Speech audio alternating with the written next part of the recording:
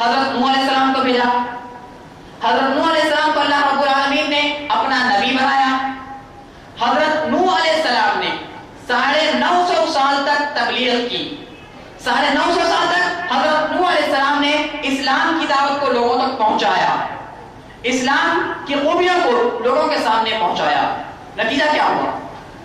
نتیجہ یہ ہوا کہ بہت سے زیادہ احادیث کے مطابق 80 سے 120 لوگوں تک اسلام قبول کیا گیا. کتنے لوگوں نے؟ 120. آخری میں 950 سال کی تبلیغ اسلام کے تعلق سے پیغام صرف ایک تھا, ایک اللہ کی عبادت کرو, اس کے علاوہ کسی اور کو معبود مت بناؤ. ایک پیغام اسلام کا کس نے دیا؟ سب سے پہلے اللہ رب العالمین نے اپنے نبی حضرت نوح علیہ السلام کو کہا کہ ان سے کہو کہ یہ اللہ کی عبادت کرے, اللہ کے سوا کسی اور کو اپنا معبود نہ مانے. نوح علیہ السلام کی قوم نے اللہ کی بات کی نافرمانی کی, اور اس کے بعد اللہ رب العالمین نے بہت سارے نبیوں کو بھیجا, جس کی آخری کڑی حضرت محمد مصطفیٰ صلی اللہ علیہ وسلم پر آ کر رک جاتی ہے. اللہ رب العالمین نے آپ صلی اللہ علیہ وسلم کو 40 سال کی عمر میں نبی بنایا.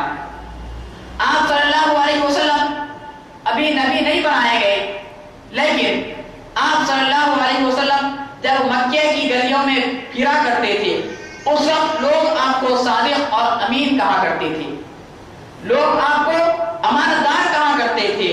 آپ کے اندر کوئی برائی موجود نہیں تھی, آپ کے اندر کوئی کمی موجود نہیں تھی, آپ کے اندر کوئی خامی موجود نہیں تھی. اللہ رب العالمین نے 40 سال کی عمر میں حضرت محمد مصطفیٰ صلی اللہ علیہ وسلم کو اپنا آخری نبی اور رسول بنا دیا, اور اللہ رب العالمین نے محمد صلی اللہ علیہ وسلم کو اسلام کے اندر داخل فرما دیا, اور آپ کو حکم دیا کہ اب آپ کی ذمہ داری ہے کہ اب آپ مسلمان ہو چکے ہیں, آپ مسلمان ہو چکے ہیں, اب آپ کی ذمہ داری ہے, آپ پر ہم یہ ذمہ داری عائد کرتے ہیں کہ آپ کے لیے ضروری ہے کہ آپ دوسروں کو بھی مسلمان بنائیں, آپ دوسروں کو بھی اسلام کے اندر داخل کروائیں. اسلام اللہ کی جانب سے اتارا ہوا ایک مذہب ہے, جس کے تعلق سے اللہ رب العالمین نے قرآن کے آیت نزول کرتے ہوئے فرمایا کہ ان الدین عند اللہ الاسلام, بے شک مجھے اسلام سب سے زیادہ محبوب ہے. کس نے کہا؟ اللہ رب العالمین نے. مجھے اسلام سب سے زیادہ محبوب ہے, میں اسلام کو سب سے زیادہ پسند کرتا ہوں. اور اسی اسلام کے تعلق سے کائنات کے امام جناب محمد رسول اللہ صلی اللہ علیہ وسلم نے فرمایا کہ اگر تم کو جنت میں جانا ہو, اگر تمہیں جنت کا راستہ معلوم کرنا ہو, اگر تمہیں جہنم سے چھٹکارا پانا ہو, تو تمہارے لیے یہ ضروری ہے کہ تم اسلام کی راہ کو اپنا لو.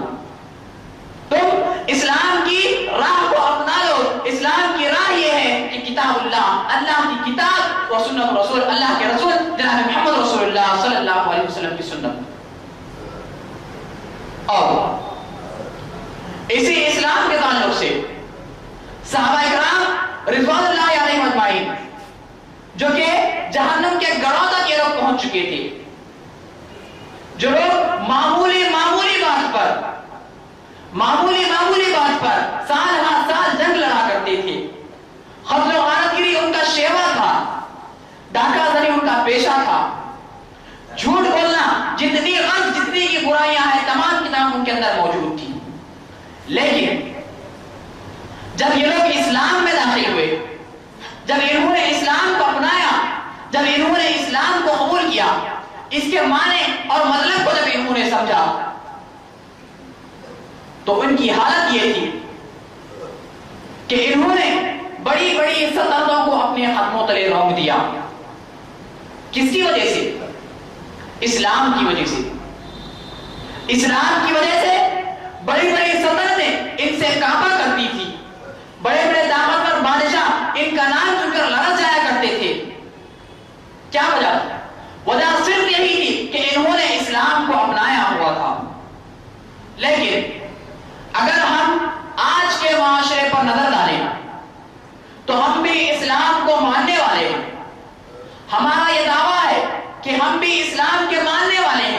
ہم نے بھی کلمہ پڑھا ہے لا الہ الا اللہ محمد رسول اللہ، نہیں ہے کوئی معبود سوائے اللہ کے، اور محمد صلی اللہ علیہ وسلم اللہ کے بندے اور اس کے رسول ہیں۔ ہم بھی اسلام کو مانتے ہیں نا، ہم بھی اسلام کے ماننے والے ہیں۔ وہ مسلمان تھے جنہوں نے اسلام کو اپنایا تھا، جن کے بدنوں پر جو کپڑا ہوا کرتا تھا، جس کے بدن پر 14 پیوند لگے ہوئے تھے، جس کے کرتے پر، جس نے اسلام کو قبول کیا، 6 بر اعظم کا جو بادشاہ کہلایا۔ میرا اشارہ حضرت عمر بن خطاب رضی اللہ تعالیٰ عنہ کی طرف ہے۔ اسلام کیا تعلیمات دیتا ہے ہم کو؟ اسلام کہتے کس کو ہیں؟ اسلام کی تعلیمات کیا ہے؟ اگر ایک آدمی اسلام کی تعلیمات پر عمل اگر کرے گا تو اس کی زندگی کیسی ہوتی ہے، اور ایک آدمی اگر اسلام کی تعلیمات کو چھوڑ دے گا تو اس کی زندگی کیا موڑ لیتی ہے، ان چیزوں کو ہم نظر ڈالیں تو بہتر ہوگا۔ سب سے پہلے اسلام کی تعلیم جو آدمی کے لیے ضروری ہوتی ہے، جو انسان کے لیے ضروری ہوتی ہے، وہ یہ کہ لا الہ الا اللہ محمد رسول اللہ۔ سب سے پہلے آدمی کو جو اسلام کا دعویٰ کرنے والا ہے، جو اپنے آپ کو مسلمان کہنا چاہتا ہے، اس کے لیے ضروری ہے کہ وہ کہے کہ نہیں ہے کوئی معبود سوائے اللہ کے، اور محمد صلی اللہ علیہ وسلم اللہ کے بندے اور اس کے رسول ہیں۔ یہ ایک اسلام میں آنے کے لیے، اسلام لانے والے کے لیے، اور ہر مسلمان کے لیے ضروری ہے جو اپنے آپ کو مسلم کہنا چاہتا ہے۔ دوسری شرط اسلام کے لیے وہ یہ کہ اللہ رب العالمین نے کہا نماز کو قائم کرو، نماز کو قائم کرو، یہ اسلام کی دوسری شرط ہے۔ ایک آدمی کو اپنے آپ کو مسلمان کہلوانے کے لیے، اپنے آپ کو مسلمان کہنے کے لیے اسے یہ ماننا ہوگا کہ نماز پڑھنا دن میں 5 مرتبہ اس پر فرض کر دیا گیا، اور اس کے لیے ضروری ہے کہ وہ نماز پڑھے۔ ایک آدمی کو اگر اسلام کے اندر آنا ہے، ایک آدمی کو اگر اپنے آپ کو مسلمان کہلوانا ہے، تو اس کے لیے ضروری ہے کہ وہ روزے رکھا کرے۔ اگر ایک آدمی کو اپنے آپ کو مسلمان کہلوانا ہے، اسلام کے اندر اگر اس کو آنا ہے، تو اس کے لیے ضروری ہے کہ وہ زکوٰۃ کو ادا کرے، اگر اس کے پاس استطاعت ہو تو۔ اور ایک آدمی کے لیے یہ لازم و ملزوم ہے، ضروری ہے کہ اگر اللہ نے اس کو استطاعت دی ہو تو وہ حج بیت اللہ کے گھر کا حج بھی کرے۔ سب سے پہلی اسلام کی 5 بنیادیں، یہ گواہی دینا کہ اللہ کے سوا کوئی اور معبود نہیں، محمد صلی اللہ علیہ وسلم اللہ کے بندے اور اس کے رسول ہیں، نماز کو قائم کرنا، روزے رکھنا، زکوٰۃ دینا اور حج ادا کرنا۔ جب انسان سب سے پہلی چیز اپنا لیتا ہے لا الہ الا اللہ محمد رسول اللہ، تو اس پر فرض ہو جاتا ہے کہ وہ اب وہ نماز قائم کرے، نماز ادا کرے دن میں 5 مرتبہ۔ جب روزے آ جائیں تو ان روزوں کو رکھے، اور جب مدت ہو جائے تو زکوٰۃ ادا کرے، اور اگر استطاعت ہو تو اللہ کے گھر کا حج بھی کرے۔ یہ اسلام کی پہلی شرط ہے، اسلام کی شرط ہے، ایک آدمی کے لیے ضروری ہے کہ وہ ان باتوں پر عمل کرے۔ اور اللہ رب العالمین نے اللہ کے نبی جناب محمد رسول اللہ صلی اللہ علیہ وسلم پر ایک آیت کو نازل فرمایا اور کہا کہ وَأَطِيعُوا اللَّهَ وَأَطِيعُوا الرَّسُولَ، تمام کی تمام انسانیت کو درس دے دیا کہ تم اطاعت کرو اللہ کی، اطاعت کرو اللہ کے رسول محمد رسول اللہ صلی اللہ علیہ وسلم کی۔ تو اب ایک آدمی اگر اسلام میں آتا ہے تو اس کے لیے یہ بات ضروری ہوتی ہے کہ وہ اللہ کی بھی اطاعت کرے اور اللہ کے رسول صلی اللہ علیہ وسلم کی بھی اطاعت کرے۔ یہ اسلام کے لیے ضروری ہے۔ اور مسلم یا مسلمان جو ہم اپنے آپ کو کہتے ہیں، سب سے پہلے میں اس کی تعریف بتا دوں تو بہتر ہوگا۔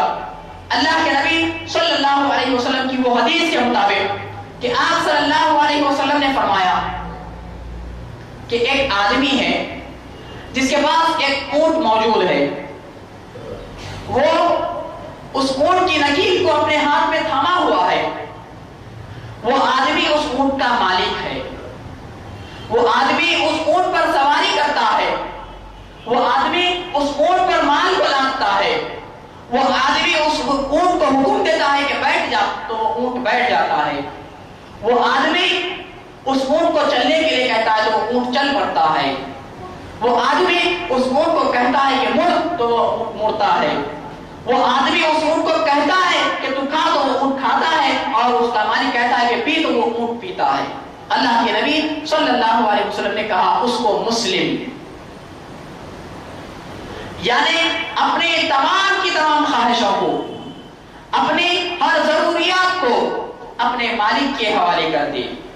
اور ہم تمام اس بات سے بخوبی واقف ہیں کہ ہمارا مالک، ہمارا رازق کوئی اور نہیں، صرف اور صرف اللہ رب العالمین کی ذات ہے۔ کون؟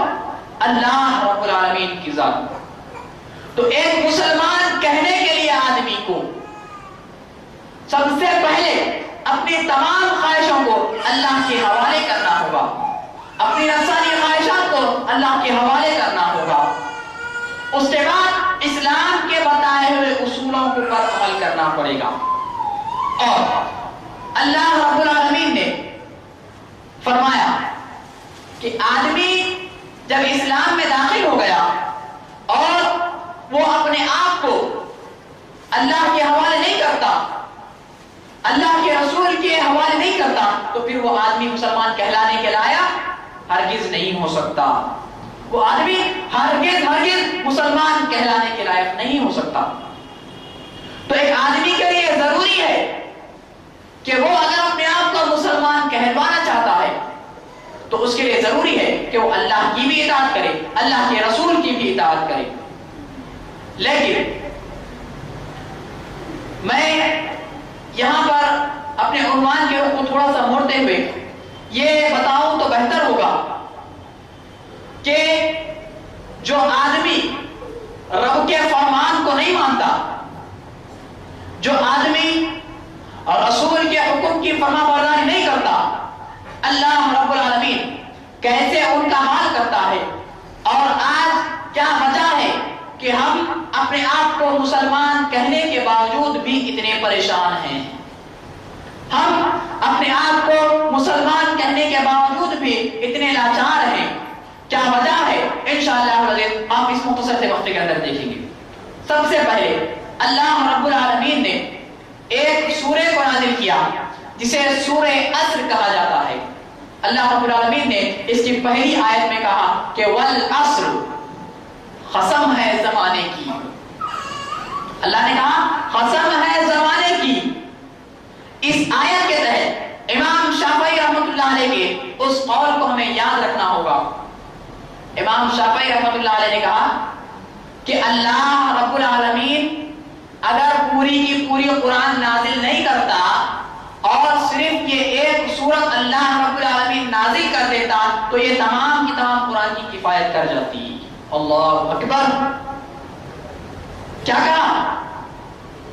وہ لوگ ہمارے سب کے نہیں تھے، انہوں نے بہت سوچ سمجھ کر، بہت غور و فکر کے بعد، بہت تدبر کے بعد انہوں نے یہ کہا کہ اللہ رب العالمین اگر پوری قرآن نازل نہیں کرتا اور صرف اس ایک سورت کو نازل کرتا تو اس کی کفایت کر جاتی۔